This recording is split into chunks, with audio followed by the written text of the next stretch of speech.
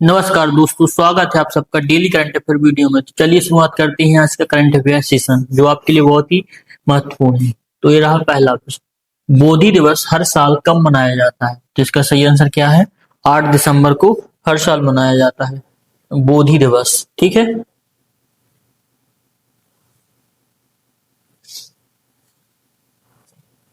8 दिसंबर।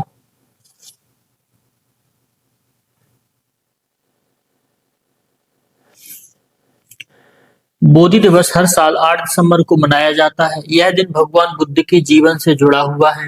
इस दिन राजकुमार सिद्धार्थ गौतम को बोध गया में बोधि वृक्ष के नीचे ज्ञान की प्राप्ति हुई थी। ज्ञान प्राप्ति के बाद सिद्धार्थ गौतम भगवान बुद्ध कहलाए थे। ठीक है। बोध गया बिहार में स्थित है। कहाँ पर स्थित है ये?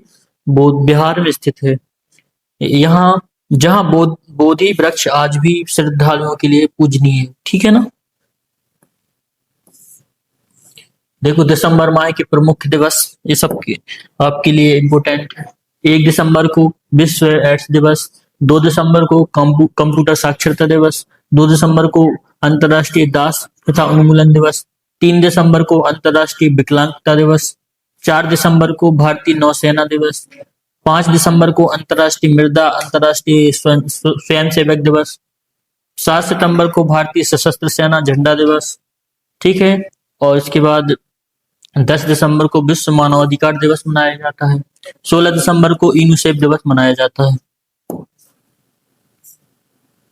इसके बाद 14 दिसंबर को राष्ट्रीय ऊर्जा संरक्षण दिवस। 16 दिसंबर को विजय दिवस। 18 दिसंबर को अंतर्राष्ट्रीय प्रवासी दिवस। और 18 दिसंबर को भारत में अल्पसंख्यक अधिकार दिवस मनाया जाता है। 22 दिसंबर को राष्ट्रीय गणित दिवस मनाया जाता है, जो श्रीनिवास रामानुजन की जयंती पर। ठीक है। 23 दिसंबर को किसान दिवस। 24 दिसंबर को राष्ट्रीय उपभोक्ता अधिकार दिवस। और 25 दिसंबर को क्रिसमस सुशासन दिवस। ठीक है ना। 26 दिसंबर को वीर बाल दिवस मनाया जाता है। तो ये रहे दिसंबर के इम्पोर्टेंट डे। अगला प्रश्न है, देश का पहला भुगतान बैंक कौन बना है जिसे स्मॉल फाइनेंस बैंक में बदलने की मंजूरी मिली है? तो अभी फिनो पेमेंट बैंक को, ठीक है ना, स्मॉल फाइनेंस बैंक में बदलने की मंजूरी मिल गई है। तो फिनो पेमेंट की देखो, फिनो पेमेंट बैंक को आरबीआई से स्मॉल फाइनेंस बैंक में बदलने की मंजूरी मिल गई है। यह देश का पहला भुगतान बैंक है जिसे स्मॉल फाइनेंस बैंक में बदलने की अनुमति मिली है। ठीक है। फिनो पेमेंट्स बैंक ने 2017 में संचालन शुरू किया था। स्मॉल फाइनेंस बैंक एक विशेष प्रकार का बैंक है जिसका उद्देश्य उन लोगों और छोटे व्यवसाय तक बैंकिंग सेवाएं पहुंचाना है। बड़े वाणिज्यिक बैंक पूरी तरह से कवर नहीं कर पाते हैं। ठीक है ना। ये बैंक जमा स्वीकार कर सकते हैं और ऋण प्रदान कर सकते हैं। देखो अगला प्रश्न, खेलो इंडिया यूनिवर्सिटी गेम्स 2025 में मेडल टेली में पहला स्थान किसने हासिल किया है? तो इसका सही आंसर क्या है? चंडीगढ़ यूनिवर्सिटी ने। ठीक है। किसने? चंडीगढ़ यूनिवर्सिटी में। खेलो इंडिया यूनिवर्सिटी गेम 2025 का आयोजन राजस्थान में 24 नवंबर से 5 दिसंबर तक हुआ है। यह प्रतियोगिता 7 शहरों जयपुर, अजमेर, उदयपुर, जोधपुर, बीकानेर, कोटा और भरतपुर में आयोजित हुई है।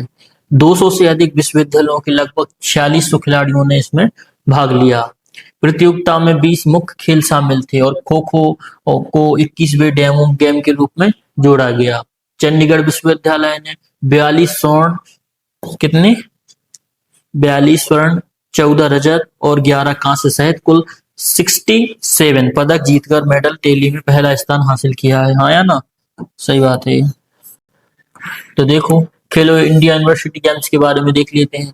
खेलो इंडिया यूनिवर्सिटी गेम्स की शुरुआत 2020 में हुई थी। पहला आयोजन उड़ीसा में हुआ था।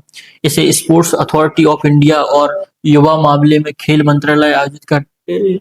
इसमें देश भर के विश्वविद्यालयों के खिलाड़ी भाग लेते हैं।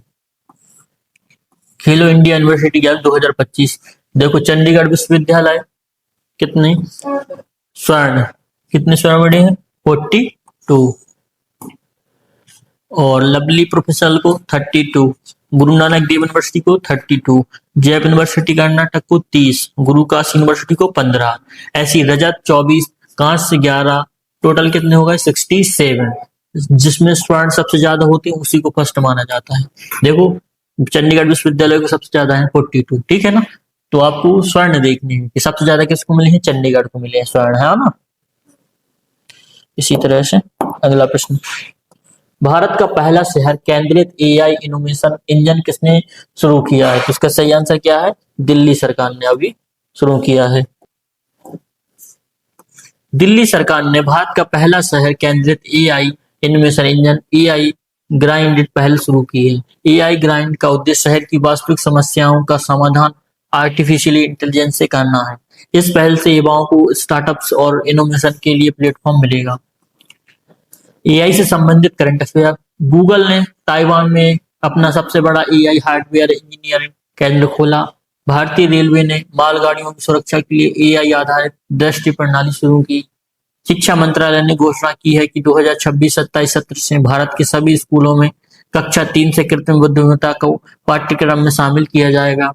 अमेरिका के बाद दुनिया का सबसे बड़ा gigawatt scale AI hub Bharat के विशाखापट्टनम में बनाया जा रहा है। एआई से संबंधित करंट अफेयर, अल्बानिया ने दुनिया के पहले एआई कैबिनेट मंत्री की नियुक्ति की है। असम ने क्षेत्रीय भाषा में भारत की पहली AI news anchor Ankita launch की है। महाराष्ट्र में देश की पहली एआई यूनिवर्सिटी बनेगी। स्टैनफोर्ड यूनिवर्सिटी और ऑक इंस्टीट्यूट ने मिलकर विश्व का पहला एआई जनरेट जीनोम तैयार किया है। अमित शाह ने वानस डेयरी के नया वायु सीएनजी और उर्वरक संयंत्र उद्घाटन कहाँ किया है? तो कहाँ कर किया है बताइए, वाव थाराद में, है ना,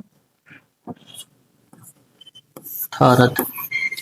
देखो अमित शाह ने वाप थारत में बानस डेयरी का नया वायु सीएनजी और उर्वरक संयंत्र उद्घाटन किया। वायु सीएनजी संयंत्र स्वच्छ ऊर्जा बनेगी। 150, ठीक है, 150 टन क्षमता वाली दूध पाउडर और बेबी फूड संयंत्र की आधारशिला रखी गई है। बायो सीएनजी एक स्वच्छ और नवीकरण ईंधन है। जैविक कचरे से तैयार किया जाता है। इसमें 90% से अधिक मीथेन होती है। यह प्राकृतिक गैस जैसा ही काम करता है। गुजरात के बारे में देख लेते हैं। तो राजधानी क्या है, गांधीनगर। राज्यपाल कौन है, आचार्य देवव्रत। मुख्यमंत्री कौन है, भूपेंद्र भाई पटेल, जो कि बीजेपी से हैं। विधानसभा सीटें कितनी है, 182। लोकसभा सीटें कितनी है, 26। राज्यसभा सीटें कितनी है, 11। राष्ट्रीय उद्यान कौन कौन से हैं देख लीजिए। तो Gir forest national park, blackbuck national park, Vansda, है ना, Vansda national park, gulf Kutch marine national park, ये वहां के पार्क हैं। कहाँ के, गुजरात के। तो गुजरात की कैपिटल क्या है, गांधीनगर। अमित शाह ने अहमदाबाद में किस पुस्तक के गुजराती संस्करण का विमोचन किया है? तो आप बताइए किसका किया है, आई लाइक चैलेंज। किसका, आई लाइक चैलेंजेस, ठीक है ना। तो अमित शाह ने अहमदाबाद में पुस्तक आई लाइक चैलेंजेस के गुजराती संस्करण की का विमोचन किया है, ठीक है। यह पुस्तक उत्तर प्रदेश की राज्यपाल आनंदीबेन पटेल के जीवन पर आधारित है। पुस्तक में आनंदीबेन पटेल के जीवन, संघर्ष और उपलब्धियों का वर्णन किया गया है। तो कुछ बुक्स एंड ऑथर 2025 के, I am Gregoria, my roots my principle किसने लिखी है, जो जिजोरिया मेलोनी ने, जो कि इटली की, ठीक है, पीएम है। The man who became cinema, Ashok Chopra ने। द कॉन्शियस नेटवर्क किसने लिखा है, श्रीनिवास राजू ने। The rise of the hitman और कौशिक ने लिखा है ना। Why the